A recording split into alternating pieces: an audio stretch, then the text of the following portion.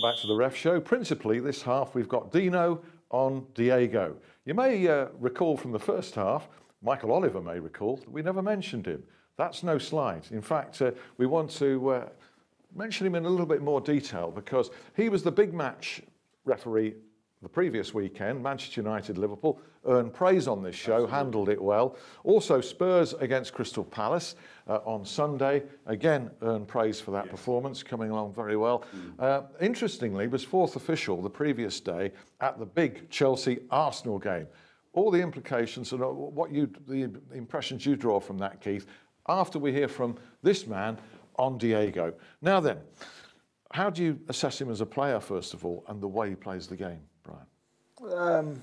He's aggressive, but I have to say, because of the way how the game is now with defenders, they're not as aggressive as they used to be. I mean, if you took Diego Costa maybe back 15 years ago and he's playing against Martin Keown, Sol Campbell, Steve Bull, Tony Adams, you know, those kind of characters, I'm not sure he would have stepped out of line how he has done. And that's not just me saying it as somebody who played in that era. It was definitely more physical then. And I would enjoy playing against the defenders today because they aren't as aggressive. They're not allowed to be as aggressive. You can't have the tackles from behind that Steve Bold used to feed on, you know, so he was policed on the field. He would have been policed on the field in those days. Oh, make no mistake, you know, the things he did on Saturday with Koscielny, if he'd have done that against any of those players I mentioned, he probably wouldn't have finished the game. Well, he came off, but it wouldn't have been. It'd have been probably horizontal. Right, okay. It's an interesting change of emphasis then for referees, isn't it? Whereas previously they were looking at defenders as the potential bad guys and the challenges from defenders. They're having to turn that around now and looking at the strikers in the case of this guy, aren't they? Yeah, I mean, the laws of the game were changed and impacted on this sort of balance within the game, and that was to protect the forwards. And the result of that is defenders can't come through the back like they used to, and that was acceptable practice. We as referees often didn't punish, and I go along with Brian. I mean, I've refereed those guys, and they were tough, and they had to be tough, and occasionally the odd broken nose was part and parcel of the game. I think with that change, what has happened is that the game has evolved to the point where defenders can no longer really put in those challenges, or the fear is if they do, they're going to pick up a yellow and a second yellow. And therefore what they've resulted in is holding, pulling and grappling. And the consequences of that is that as defenders are holding forwards, forwards want to break away. And that's when the arms and elbows and everything comes into this conflict situation. And whilst you don't want to sanitise the game, you do want referees to actually take action to get a little bit more balance back. Yeah, well, Costa's much admired by professionals. Alan Shearer sings his praises, likes his robust style and this kind of thing. And his manager certainly isn't going to curb it, is he? Mourinho, or should he though? Well, I think he's very clever, Mourinho, because he protects him.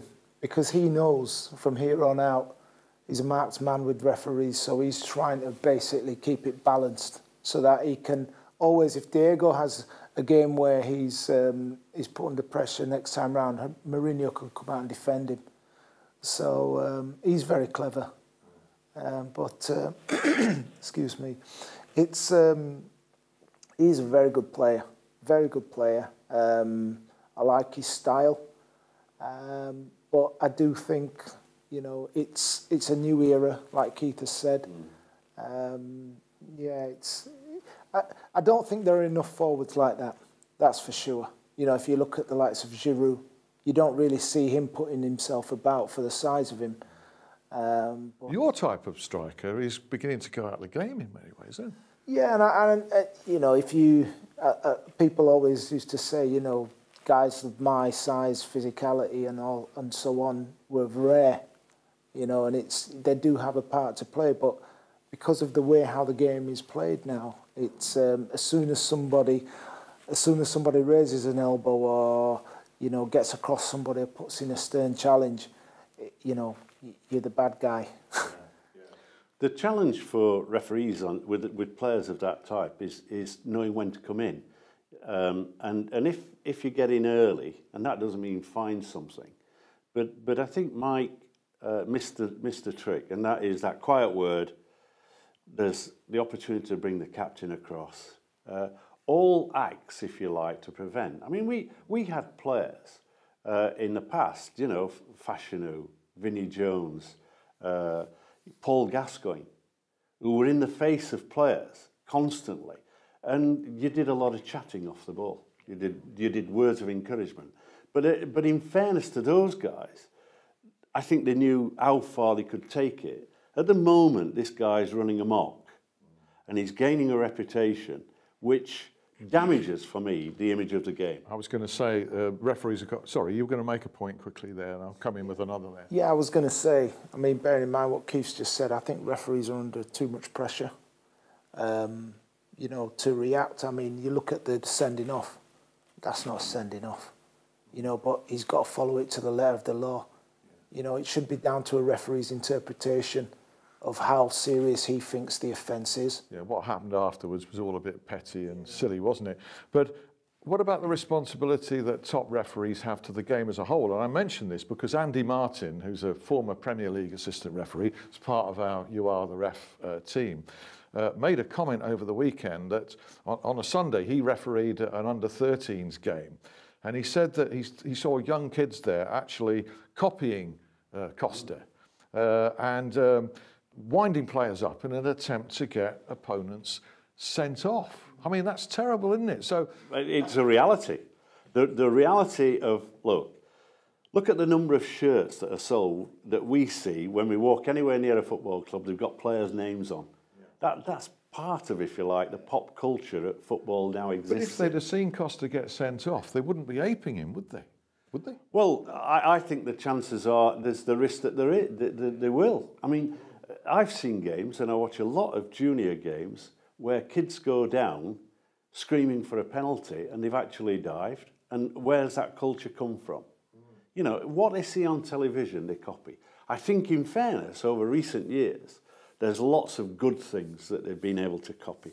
Anybody watching Lionel Messi, you would want your youngster to follow him, because Messi takes the big hits, physical hits from opponents, and just gets on with the game. He's the fantastic role model for youngsters. And if you've got players of that type, then they far outbalance the ones that you don't want kids to copy. Okay, and Costa's a big talking point in the game. We all think he's a good player, don't we? You know he's a good player. It's just around the fringes that we're talking. Yeah, can I just make one other point? I mean, what is kind of really worrying me is some of the penalty attempts that I've seen. I mean, Daniel Sturridge, for example, that was really bad, and it's creeping into players who you don't think would normally make those decisions. Now, Keith's just talked about going and seeing a lot of junior football, you know, and straight away they're going to be watching that, they're going to be copying that, and I don't think it's good, because I don't think naturally we are good at diving, but unfortunately British players are getting better at it. Yeah, it's becoming a bigger problem. Well said, Brian. We touched on Luke Shaw on your blog and on the ref site. Not a lot to add to that, apart from everybody at You Are the Ref wishes Luke Shaw the speediest possible recovery from that horrible broken leg. And I know that you sort of reminded everybody in the game that was a red card challenge that should have been punished. We'll wind up by going back to Michael Oliver. We started with reference to him in this section of the show, that he did well at White Hart Lane.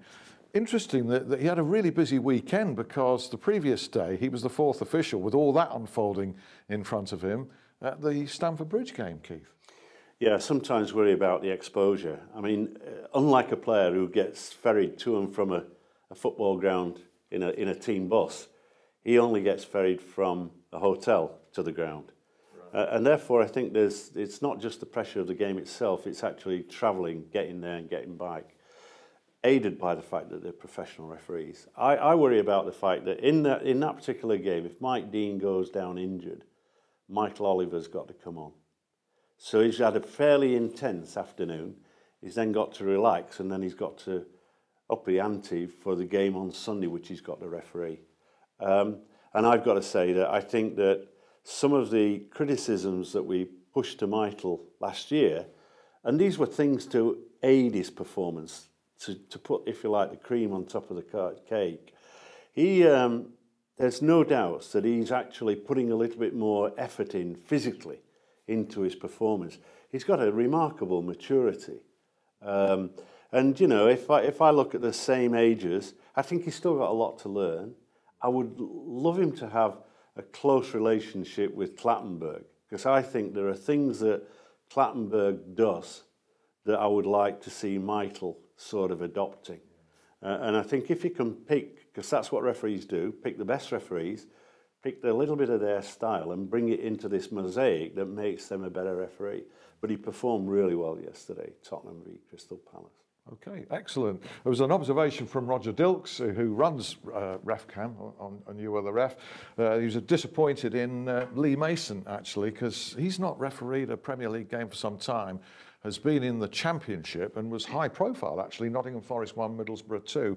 But Roger Dilks felt he's got some way to go, that his performance was a little bit lacking there. Well, come to Lee Mason and the challenges that he faces, and he has performed well at top level, hasn't he, in games, perhaps in a future ref show. But generally this weekend, a well done to referees. Thank you to Brian, thank you to Keith, thank you for your company, and we're always here if you wish to raise anything with us. See you next week. Bye.